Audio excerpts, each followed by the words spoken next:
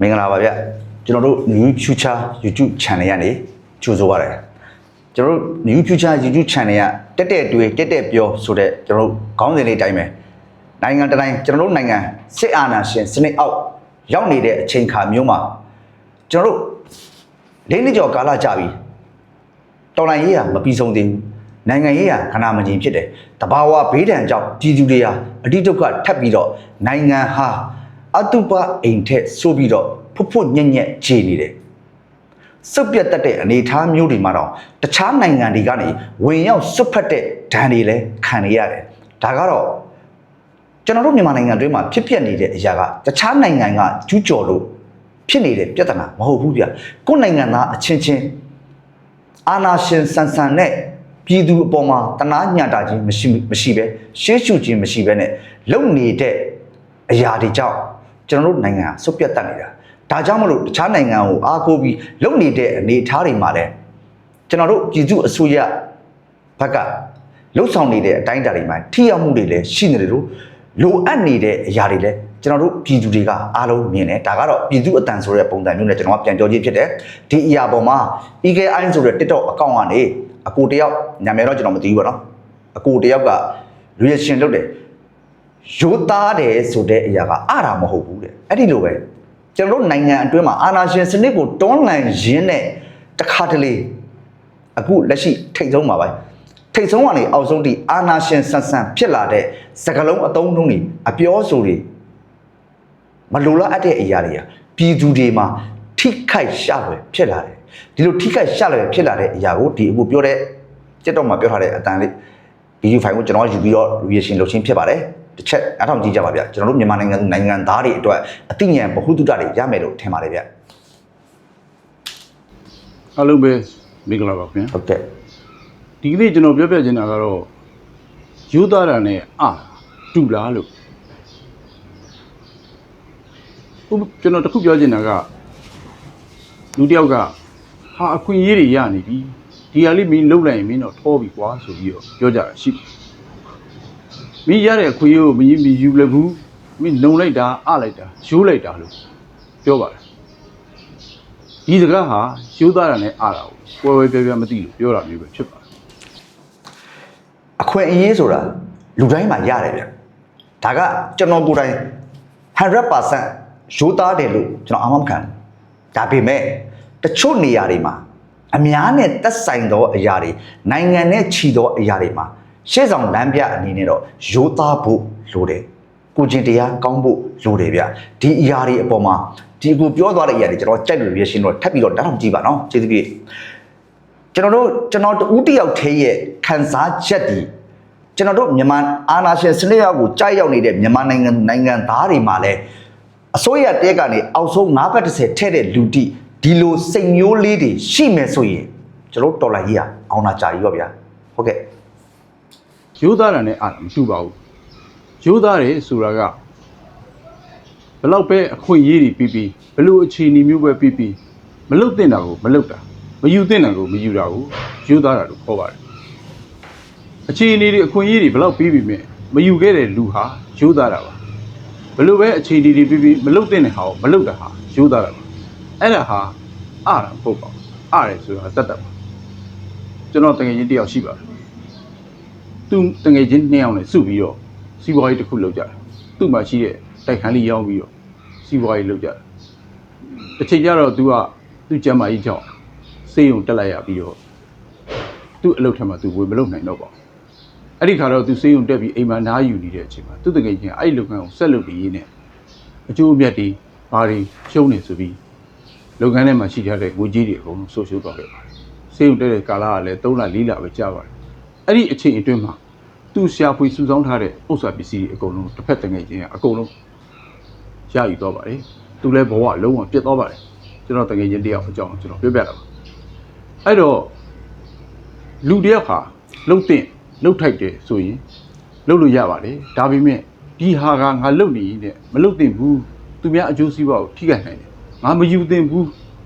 ဆိုရင်အဲ့ဒီလူဟာရိုးသားတာပါနိုင်ငံမှာလည်းဒီလိုပဲယူသားတဲ့ပုံကိုယ်တွေအများကြီးရှိကြပါတယ်ဒီလိုပါပဲကျွန်တော်တို့မြန်မာလူမျိုးတွေဟာ အခွင့်အရေးရနေတာကြည်တန်းမယူဘူးကြည်တန်းဒါမျိုးပြောတဲ့စကားတွေရှိကြပါတယ်လက်ပြီးလက်ယူမှုတွေမတရားရယူမှုတွေလည်းရှိကြပါတယ်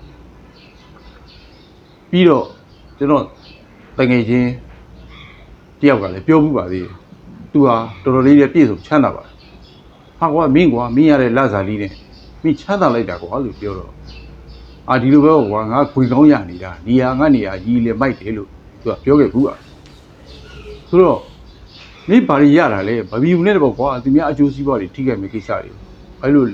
လိုက်ယူတာလေလို့မေးတော့ဟာမယူရင်ကိုမယူကိုမရရုံပဲရှိပါပေါ့ရတဲ့အချိန်ယူမှဖြစ်မှာပေါ့လို့သူကပြောခဲ့ပါတယ်အမှန်တော့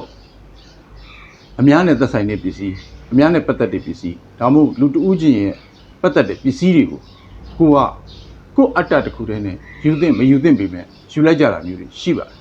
အဲ့ဒါမျိုးဟာမယူသားတာပါအဲ့ဒါဟာအတာမဟုတ်ပါဘူးတချို့ရှိပါတယ်တချို့အိမ်တော်တဲ့အမျိုးသမီးတွေရှိတယ်အဲ့ဒီအိမ်တော်တဲ့အမျိုးသမီးတွေကိုတချို့ယောက်ျားတွေကလှလို့ချောလို့ဆိုပြီးသူတို့ဟန်တီးကြပါတယ်ဒါတွေကမလုပ်သင့်ပါဘူးကိုနဲ့ကိုချင်းစာကြည့်ပါကိုအိမ်တော်တစ်ခုမှာကိုဇနီးမယားကိုတခြားယောက်ျားတစ်ယောက်ကလာပြီးတော့ easily လာလုပ်တယ်ပဲဖြစ်ဖြစ်ဘယ်လိုပဲဖြစ်ဖြစ်ပတ်သက်သွားပြီဆိုရင်ကိုဘယ်လိုခံစားဒီလိုပါပဲဒါဟာသူများအိမ်တော်ကြီးကိုဖျက်ဆီးဖို့ကိုตายရဖို့ပြီးတော့လေဒီအမျိုးသမီးကိုသူယူမှလည်းမဟုတ်ပါဘူးအဲ့လိုမျိုးမလုတ်တဲ့ဟာမယူသင့်တဲ့ဟာတွေကိုလုတ်ခဲ့တဲ့လူတွေဟာမယူသားတော့ယူသားတယ်ဆိုတာဘလောက်အခြေအနေတွေပြီးဘလောက်ပဲအခွင့်အရေးတွေပြီးမလုတ်တာကိုဒါဟာယူသားမှုလို့ခေါ်ပါတယ် ဒီနေရာမှာထည့်ပြီးပြောချင်တာကဒါကကျွန်တော်တို့လက်ရှိကြုံတွေ့နေရတဲ့တော်လန်ရေးကာလအတွင်းထဲမှာတော်လန်ရေးဘာကြောင့်ကြာလဲလက်နက်ခဲယံမပြည့်စုံလားဘာကြောင့်လက်နက်ခဲယံမပြည့်စုံလဲဆိုတော့လက်နက်ဆွဲကင်ပြီးတိုက်ထုတ်မှရမယ့်အနေအထားမျိုးလို့လက်နက်ခဲယံမပြည့်စုံလားပြည်သူတွေရဲ့တအားပါဝင်မှုအားနည်းနေလို့လားအစိုးရပိုင်းတရက်ကလုံနေတဲ့လှုပ်ဆောင်ချက်တွေမှာဘာတွေမှားနေလဲကျွန်တော်အချက်လေးချက်နဲ့ပြောခဲ့ဘူးသားပဲကျွန်တော်ကိုဆောင်နဲ့ပြောခဲ့တယ်အစိုးရရဲ့ထောက်ဖို့လုပ်တဲ့လူပဲလက်နက်ကင်တဲ့လူပဲပြည်သူဒီအောက်ကနေကြောထမ်းပိုးပြီးတော့ထိတ်ကိုတင်ထားတယ်အဲ့ဒီအပေါ်မှာရှိတဲ့၃ယောက်ရှိသေးတယ်လက်နက်ကင်တဲ့လူပဲထောက်ဖို့လုပ်တဲ့လူပဲအစိုးရတရက်ကဒီ၃ရက်သလုံးမှာရိုးသားမှုမရှိဘူးဆိုရင်ကျွန်တော်တို့ကတော်လန်ရေးရကြာနေအောင်ပါပဲဒါကတော့ဒီအခုပြောတဲ့စကားအပေါ်မှာမူတည်ပြီးလက်ရှိပြစ္ဆုတ်ပံတက်မှာဖြစ်ပျက်နေတဲ့ကျွန်တော်တို့နိုင်ငံရေးအခင်းချင်းသို့မဟုတ်တော်လှန်ရေးကာလအတွင်းမှာဖြစ်ပျက်နေတဲ့လူတွေရဲ့ mindset စိတ်တွေဟာဘာကြောင့်ငွေကိုမြင်တာနဲ့ပြောင်းလဲသွားလဲဘာကြောင့်အခွင့်အရေးတွေရလာရင်ရတဲ့အခွင့်အရေးကိုလက်စုပ်လက်ကင်ဆွဲပြီးတော့ငါတော်လှန်ရေးပြီးတာနဲ့တခါတည်းအဆင်ပြေချမ်းသာနေရမယ်ဆိုတဲ့ပုံစံမျိုးတွေတွေးနေကြတဲ့လူဒန်းစားတွေများနေလို့ဒီတော်လန်ကြီးကကြာနေတယ်လို့ပဲထင်တယ်။ဘာကြောင့်လဲဆိုရင်ထောက်ဖို့ကျွန်တော်လုပ်နေတဲ့အချိန်ခါမျိုးမှာခမည်းတော်ဗျာတစ်လကို300ထည့်တယ်ရမလို့200ထည့်တယ်ရမလို့တစ်နေ့ကို10ပဲထည့်နေအောင်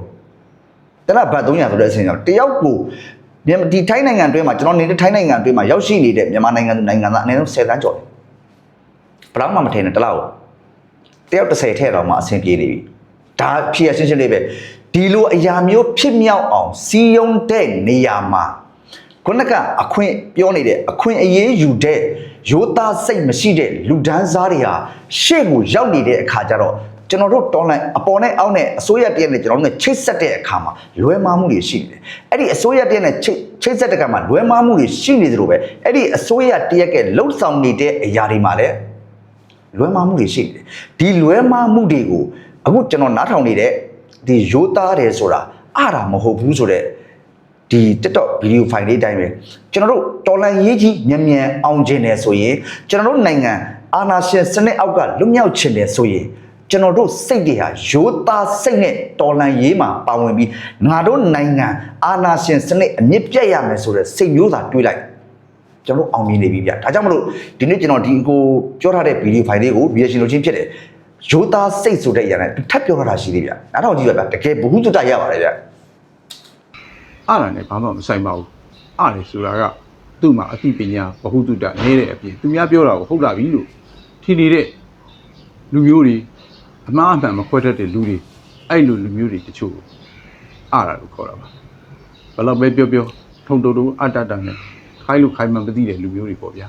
ရိုးသားတယ်ဆိုတာကဒါမျိုးမဟုတ်ပါဘူး तू သိတယ် तू အသိဉာဏ်တွေရှိတယ်စာရီအများကြီးဖတ်ဖို့လေဘုသူရတွေအများကြီးရှိပြီမဲ့ဒါဟာငါမလုပ်သင့်ဘူးငါမလုပ်တဲ့အရာပဲလို့ပြောပြီးမလုပ်တဲ့လူမျိုးတွေကိုရိုးသားတယ်လို့ခေါ်ပါတယ် ဒီကိုပြောသွားတဲ့အထက်မှာကိုတကအားတယ်ဆိုထုံတုံတုံအာတတသူများပြောတဲ့ဟာအတိုင်းလိုက်ပြီးသူများပြောတဲ့စကားအတိုင်းသူများလုပ်တဲ့လုပ်ရဲ့အတိုင်းလိုက်ပြီးလုပ်နေတဲ့မြန်မာနိုင်ငံသားအခုအချိန်မှာအများဆုံးရှိပါတယ်တခါတလေကျွန်တော်တို့ကိုယ်တိုင်ပဲဖြစ်ဖြစ်ခင်ဗျားတို့ကိုယ်တိုင်ပဲဖြစ်ဖြစ်ပြောတဲ့စကားကိုအလွယ်တကူနားထောင်ပြီးတော့ဒီတည်င်းကြီးကအမှန်မှာဒီလူပါဇက်ကထွက်တဲ့အရာကအမှန်မှာဆိုပြီးတွေးနေရတယ်ရှိတယ်မဟုတ်ဘူးဗျကိုယ်တိုင်လေ့လာရမှာကိုယ်တိုင်လေ့လာမှကိုဖတ်လူကကိုအာဒီကောင်အားတယ်လို့ဆိုပြီးတော့တတ်မှတ်ခြင်းမခံရမှာဒီလိုမျိုးအားတွေဘာကြောင့်နိုင်ငံမြန်မာနိုင်ငံတွင်းမှာဖြစ်ပျက်နေလဲဆိုတော့အာဏာရှင်စနစ်ဆိုးတစ်ခုကကျွန်တော်တို့ရဲ့စဉ်းစားတွေးခေါ်နိုင်တဲ့အတွေးအကြံဉာဏ်တွေလောက်ပိုင်ခွင့်ရှိတဲ့လူအခွင့်အရေးတွေအားလုံးကိုအာဏာရှင်စနစ်ဆိုးကစနစ်တကျကိုကျွန်တော်တို့ကိုဖျက်ဆီးနေပြီဒီလိုဖျက်ဆီးတဲ့နေရာမှာလဲခုနကရိုးသားခြင်းအောင်စောင့်နေတဲ့လူဒန်းစားတရားဟာဒီတော်လှန်ရေးကာလအတွင်းမှာပေါ်ထွက်လာတယ်ဒါဒီအားလုံးကိုလည်းကျွန်တော်တို့မြန်မာနိုင်ငံသားတွေသိဖို့လိုတယ်ဗျာနော်အဲ့ဒါကြည့်အောင်ပြန်ဆက်ပြီးတော့ ကျွန်တော်တို့နိုင်ငံမှာလည်းအလုံးမဲရိုးသားတဲ့ပုံကိုရှိကြပါတယ်နာမည်တော့မပြောတော့ပါဘူးသိရင်လည်း comment ထဲမှာရေးပြီးကြပါ အလုံးမဲ့ရိုးသားတဲ့ပုံကိုရှိရတော့အရင်ဆုံးမြင်တော့ဒေါအောင်ဆန်းစုကြည်တို့ဦးဝင်းမြင့်တို့ပေါ့ဒါကတော့ကျွန်တော်ကတော့ဘိုင်နင်းတက်ပြီးပြောတာနော်ကိုမျက်စိမျက်မြင်ကိုယ်တွင်းနဲ့မြင်ထိုက်ရတဲ့ကြားခဲ့ရတဲ့နားထောင်ခဲ့ရတဲ့ဖတ်ခဲ့ရတဲ့အရာမျိုးတွေကိုပြောပြတာပေါ့ ဗျာတချို့ခေါင်းဆောင်တွေမှာအဲ့လိုရိုးသားတဲ့ပုံကိုရှိပါတယ်လူတစ်ယောက်ဟာသူရတဲ့ဝင်ငွေနဲ့သူပိုင်ဆိုင်မှုပမာဏကိုချိန်ကြည့်လိုက် အဲ့ဒါအဖြေပဲ ဒီလူရိုးသားတယ်မရိုးသားဘူးဆိုတာခံမှန်းလို့ရပါတယ်အခုခေတ်လူငယ်တွေဟာအရင်ခေတ်နဲ့ကျွန်တော်တို့ငယ်ငယ်တုန်းကခေတ်နဲ့အတူပါဘူးအမြင်များစွာကျေပြည့်နေကဘာကြီးကိုလည်းခြုံငုံပြီးမြင်နေကြပါတယ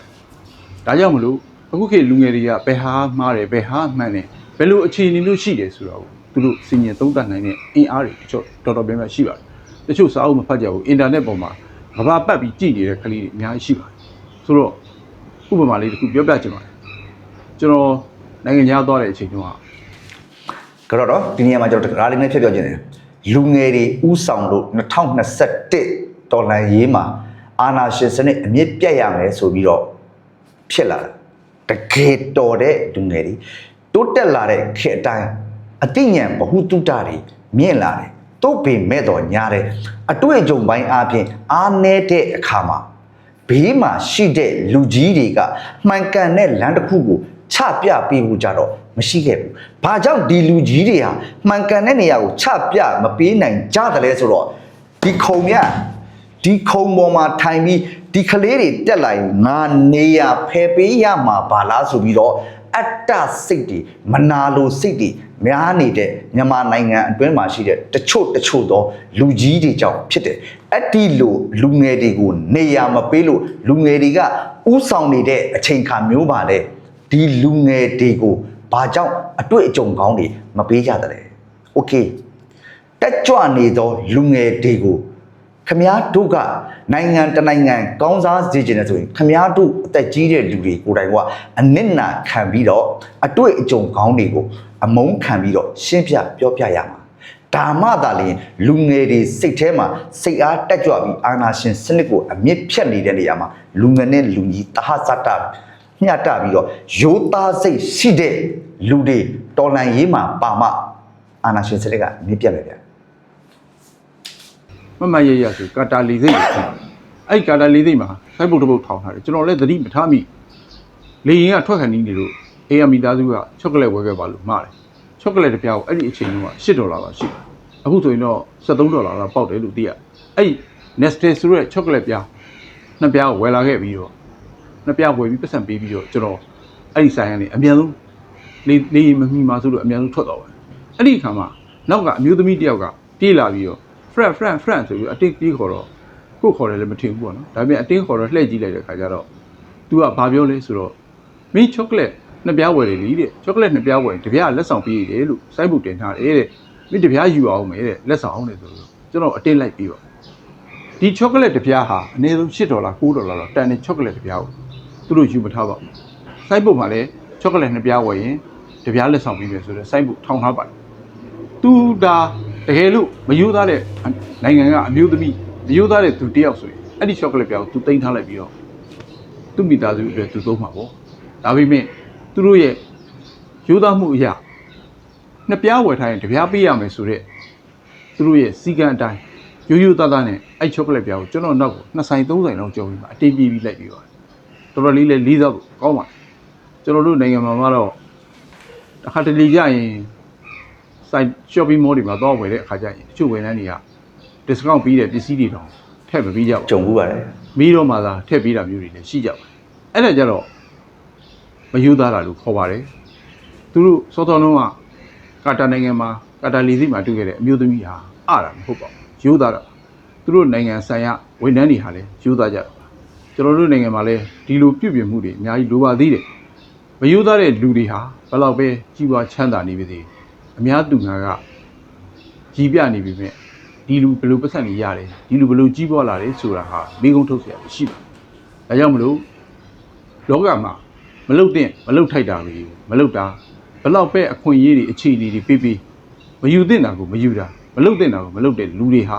ရိုးသားတဲ့လူတွေပဲဖြစ်ပါတယ်ဒါကြောင့်မလို့ကျွန်တော်တို့နိုင်ငံမှာလည်းဒီလိုရိုးသားတဲ့ပြည်သူတွေကအများစွာရှိပဲဆိုရင်ကျွန်တော်တို့နိုင်ငံကြီးအကြမ်းမိအချိန်မှာတိုးတက်လာမယ်လို့ကျွန်တော်မျှော်လင့်ပါတယ်အားလုံးကျွန်တော် page လေးကို follow နဲ့ like လေးပေးကြပါဦးခင်ဗျာအားလုံးကြမ်းပါပြီရန်သူမျိုး၅ပါးအနေကအေးဝေးကြပါလိမ့်ခင်ဗျာ ကျေးဇူးအများကြီးတင်ပါတယ်အကိုကြီးဒါအခုကျွန်တော်မြေရှင်လုပ်နေတဲ့ဒီအကိုရဲ့ TikTok ဖိုင်ကနေသူ့ရဲ့ YouTube channel ရှိပါတယ်ကမ္ဘာသတင်းတွေကိုနေ့တိုင်းနဲ့တင်ပေးနေပါတယ်တခါတည်းကျွန်တော်ကဟိုနားထောင်ခြင်းတဲ့လူတွေရှိရင်တွားပြီးတော့ YouTube channel မှာတွားပြီးဒီအကိုရဲ့ဟိုတွားပြီးနားထောင်ရပါတယ်အဓိကနောက်ဆုံးပြောချင်တာက chocolate အကြောင်းနဲ့မိမတယောက်ရဲ့ရိုးသားတာနဲ့အားတာကိုကွဲပြားပြားမသိတဲ့မြန်မာနိုင်ငံသားတွေအများကြီးရှိတယ်အများနဲ့သက်ဆိုင်သောအရာကျွန်တော်ခဏခဏပြောဥပါတယ် TikTok like တွေမှာပဲဖြစ်ဖြစ် post တွေမှာပဲဖြစ်ဖြစ်ငါတို့လုပ်နေတဲ့အရာကစီးပွားရေးမဟုတ်ဘူးငါတို့နာမည်ကြီးထင်ပေါ်ဖို့မဟုတ်ဘူးနိုင်ငံအတွက်တော်လှန်ရေးအတွက်ထောက်ဖို့အတွက်တက်နိုင်တဲ့ဘက်ကလုံနေရင်းနဲ့နာမည်တွေကြီးလာတာအဲ့ဒီအရာပေါ်မှာအများနဲ့သက်ဆိုင်သောအရာအတွက်ငါတို့လုပ်နေတာစီးပွားရေးမဟုတ်ဘူးနိုင်ငံအတွက်ဆိုရင်မိမိရတဲ့ရထိုက်တဲ့အရာကိုပဲယူပါမရတဲ့မရထိုက်တဲ့အရာကိုယူနေတဲ့လူဒန်းစားတွေများနေလို့တော်လန်ရေးဟာကြန့်ကြနေတာပါဒါကြောင့်မလို့ဒီနေ့ဒီအကိုရဲ့ဖိုင်လေးကိုယူပြောရခြင်းရဲ့ရည်ရွယ်ချက်နဲ့ကျွန်တော်တို့မြန်မာနိုင်ငံသူနိုင်ငံသားတွေလည်းတကယ်ငါတို့တော်လန်ရေးအောင်ခြင်းရိုးသားစိတ်နဲ့ယုံကြည်ချက်ကိုခိုင်ခိုင်မာမာထားမှတော်လန်ရေးအောင်မယ်ဆိုပြီးတွေးပြီးတော့စိတ်တက်နေကိုကျင်တရားလေးတွေကိုပြုပြင်ပြီးတော့နိုင်ငံအတွက်တတ်နိုင်တဲ့ဘက်ကနေရှစ်ဆက်လှမ်းပေးကြပါလို့မြစ်တာရက်ခန့်နဲ့2025ပုံရန်9လသာလိုပါတော့တယ်အားလုံးကောင်းသောနေ့ပါဗျာ